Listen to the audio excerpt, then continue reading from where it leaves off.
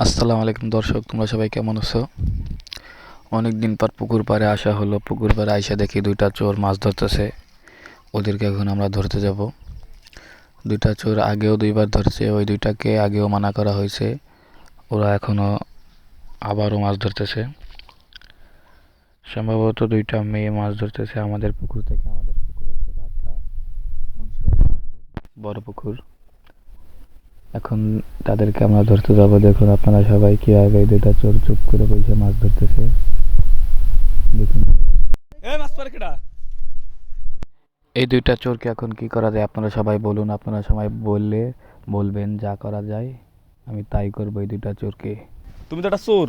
ওরা আগেও দুইবার মাছ ধরছে, ওদেরকে মানা করা হয়েছে, অথচ ওরা আবার আসছে মাছ ধরতে। এবার হাতে না হাতে ধরে ফেললাম। একটু সবাই বলে দেবেন ওদেরকে কি শাস্তি দেওয়া হবে।